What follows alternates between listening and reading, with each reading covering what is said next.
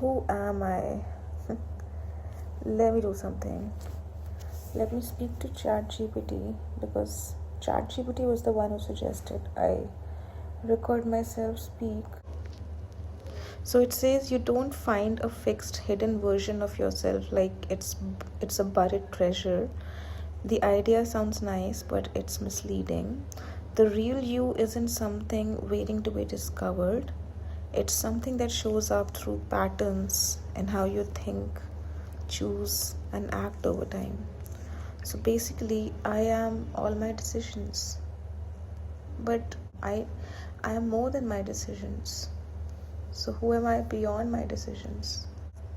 I'm passionate, I'm ambitious, I'm also very cruel. I'm also a little manipulative when it needs to be done. I mean, you gotta do what you gotta do. And lately, I've been feeling a lot of hate in my heart. Not towards a specific person or a specific thing. It's just like a lot of internalized frustration about everything that has turned into hate. And now I just hate everything. Every person, everything, every location. I don't even like traveling anymore. I think the biggest frustration that I have, that I probably always have had, is that I couldn't live up to my parents' expectations of me. My parents expected me to become this because I was kind of an intelligent child. My parents expected that I would grow up to become an IAS officer or something, and I would bring them glory.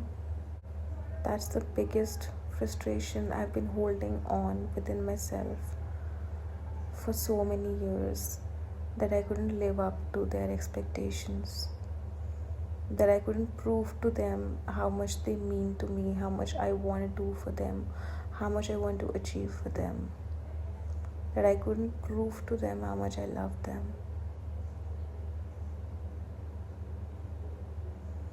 But let's talk about today again. As of today, my relationship with my parents has healed. So even if I didn't achieve what they wanted me to achieve, we're still in a healthy relationship now. We have arguments sometimes, but we resolve it more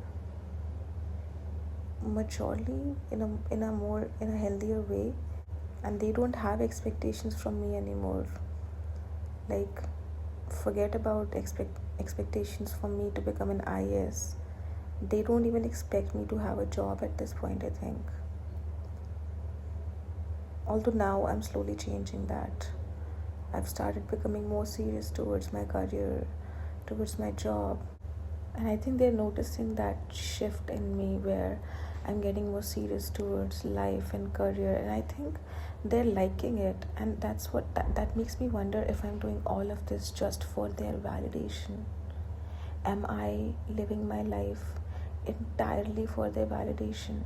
If I did not seek their validation right now, what would I rather be doing? I think that's the question I need to answer if I want to know who my real self is.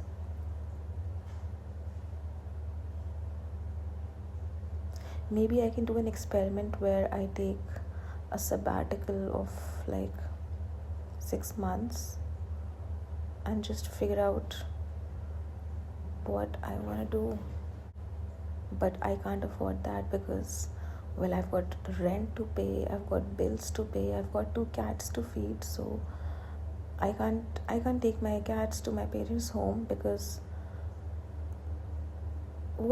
I don't want to live at my parents' home for a long time. It makes me feel like a loser. I want to be independent. And also because the last time I took my cats to my parents' home, the street dogs ate them, literally ate them. So I have too much PTSD from that. how can I have PTSD? My cat literally died. I I just have a lot of guilt in my heart that I couldn't protect them, and so I don't want to do that with my current cats. And so I can't take them home.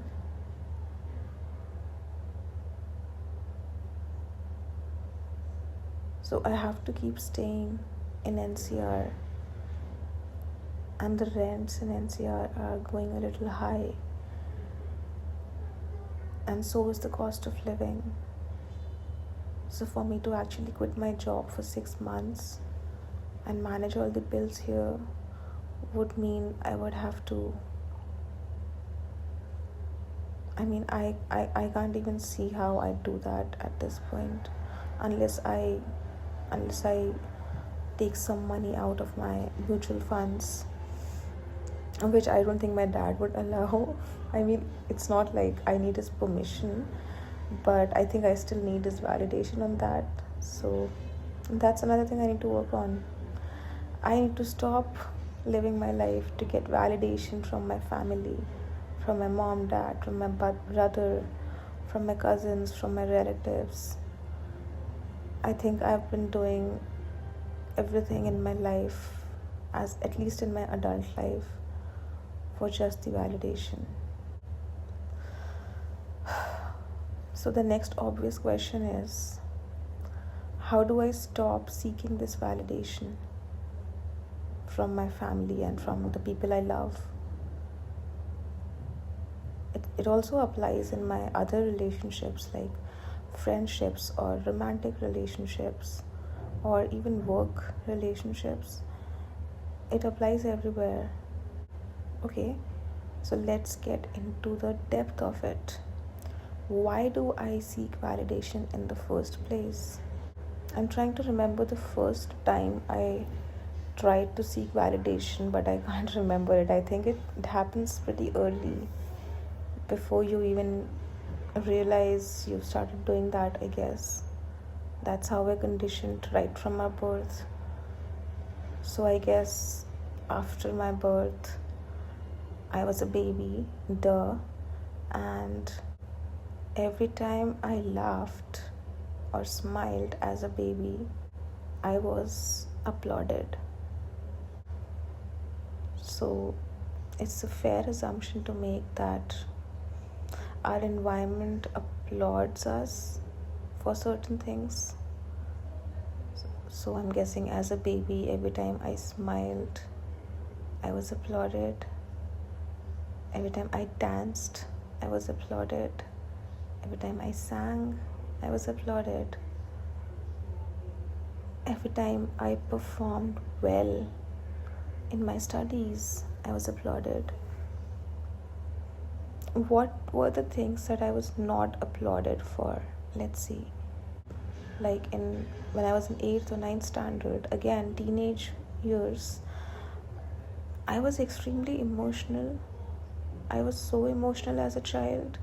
I was going through this emotional roller coaster, this hormonal roller coaster that I had no experience with, and nobody told me how to deal with it.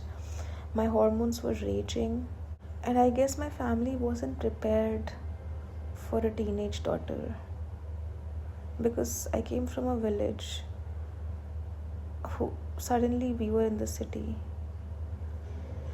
but my family in their heads still belonged to that village. They still lived by those values, and the city life didn't agree with a lot of those values. Like, the city life wanted me to dress a certain way, live a certain way, talk a certain way. And that's when the first conflict between me and my family happened. By then, the only times I had to work for validation was in smaller things like studies and good behavior. The only times I was actually given the silent treatment, or I was never punished, but I was given the silent treatment that usually happened for stuff like I I was playing outside in the dark for too long and my parents were looking for me. So things like that. But okay. When I used to step outside to play and it got late, and if I came back, I was scolded that I was out so late. And that was probably because my family was really scared for me.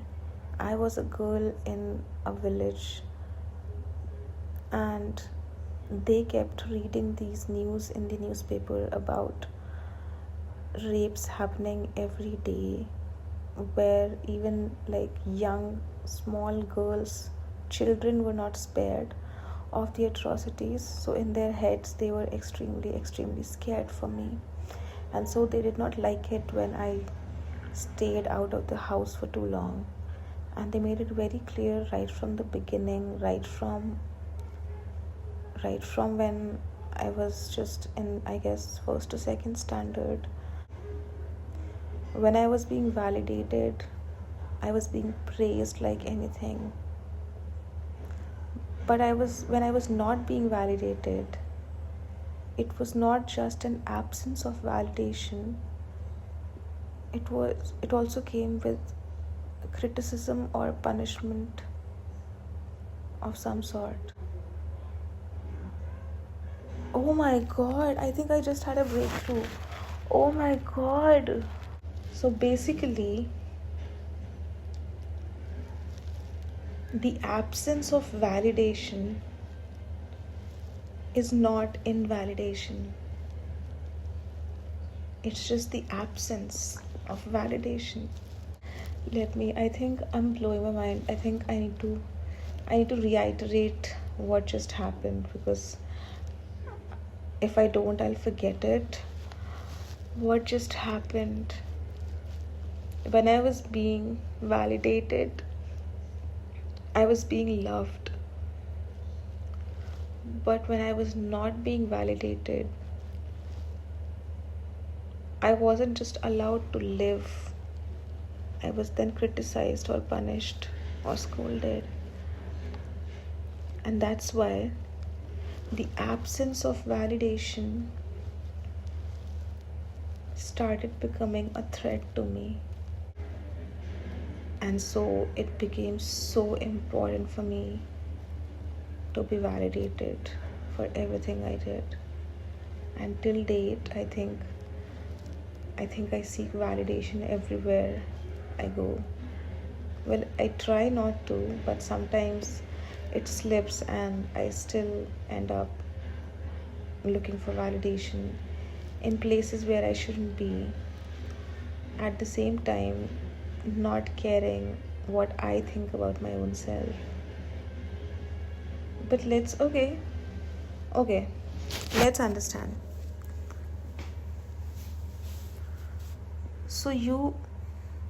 So I went outside to play as a 5 or 6 year old child. I went outside of my house to play with my friends, and it got dark. It got around 7:30, 8, I guess, not more than 8 for sure, because 7:30 per Chacha Chaudhary and some Sahara 1 के channel TV पे कुछ तो आता था, which I really wanted to watch, so I had to be back by then. So it was around 7:30. It got dark, of course.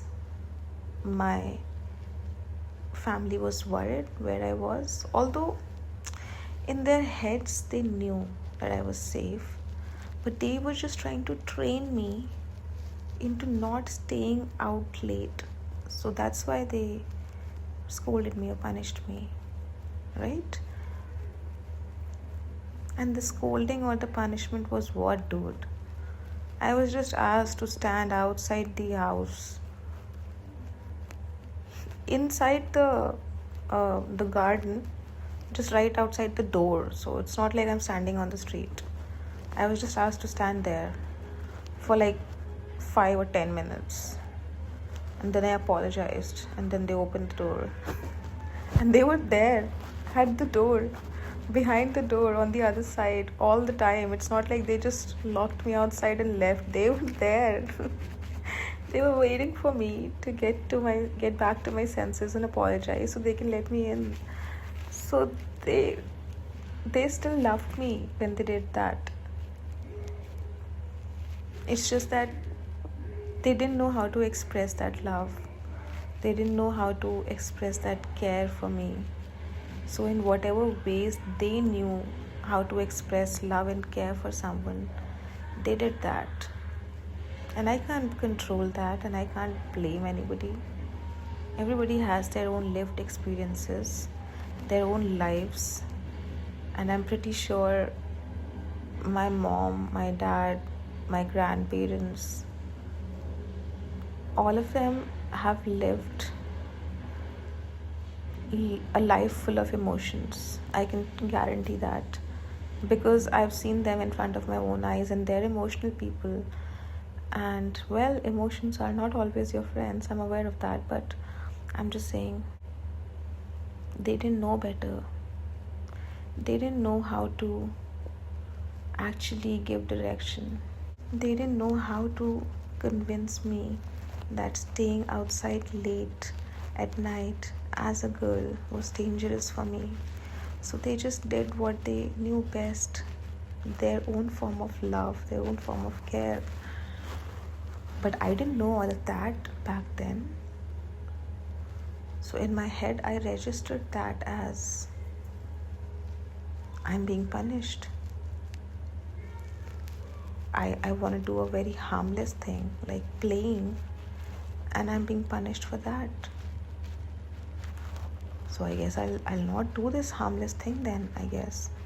And if I'm being punished for harmless things, I'll definitely be punished for harmful things for sure. Maybe I'll be like locked up inside the house if I do harmful things, because this was a pretty harmless thing in my head. Why was I being punished for it? In my head, I registered that there was no fault of my own at all. I was punished for no reason.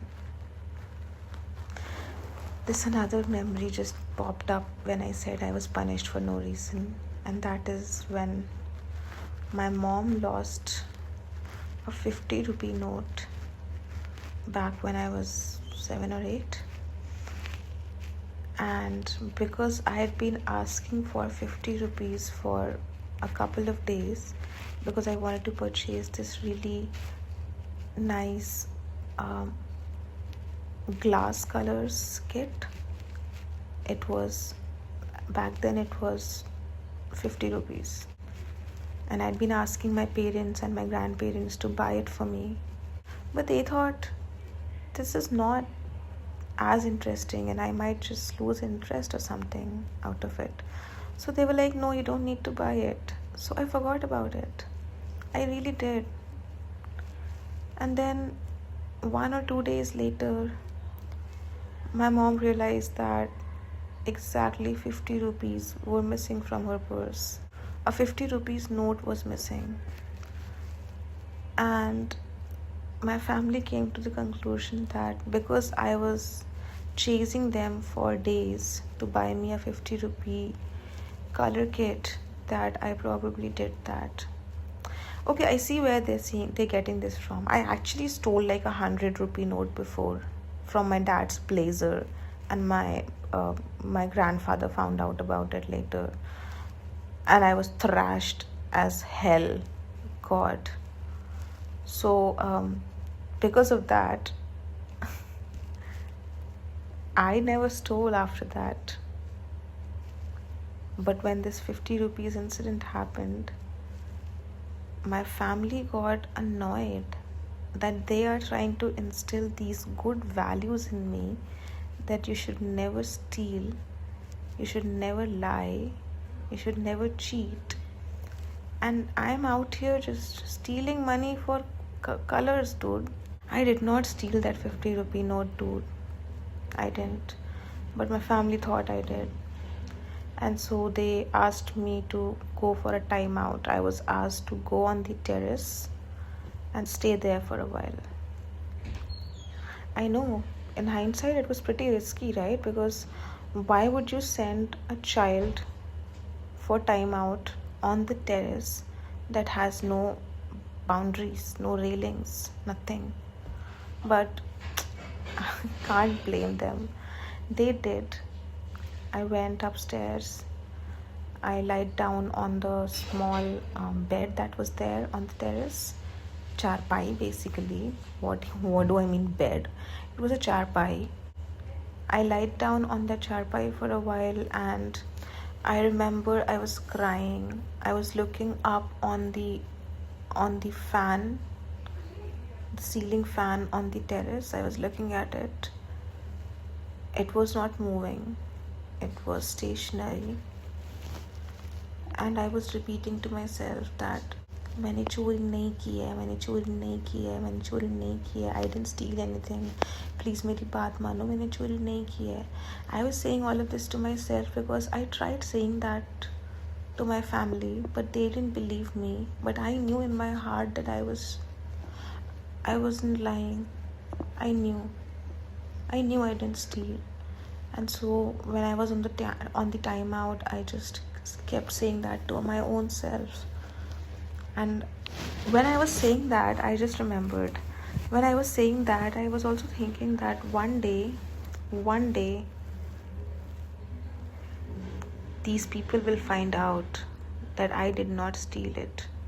Maybe they'll find the 50 rupee note somewhere under the safe or something, and then they'll come back to me, and then they'll apologize to me for not believing me. The fact that I remember is a proof that incident left an impression on me. Similarly, there was this one time dad came over after office, and he had like 5 different cell phones, and this was in 2002 or something. He had like 5 or 6 different cell phones with him, and he was like, look, I put so many phones, tada, look how many phones were very new back then, at least in my village. So that was very, very exciting, and I got so excited that I yelled out to my brother. I was trying to call him, but instead of calling him, I ended up saying, jaldi aa, dekh, 6 phone leke aaye hain tere baap. And well, I was scolded because baap is a bad word apparently. I should not have used baap. I should have said papa. So and that made me feel like validation is mandatory. If I don't get validated, I'm probably in danger. I feel a threat. And so I started living for validation. That was a very interesting breakthrough. I'm going to think more about it and then go on to the next chapter. Because I recently read somewhere that if you keep repeating the same thing, repetition does not make you the master of any skill. It's practice. And I know it sounds cliched, but I have been repeating the same patterns of thinking and acting and emotion again and again and again. And I know I've been reading a lot about psychology and how brain functions and everything now for the last couple of days, but just reading about it and just consuming content around it will not help me change or transform myself.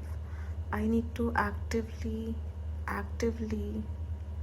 practice it, and then fail at it, and then give myself feedback on it, and then practice again. That's the plan. That's what I intend to do. Good night.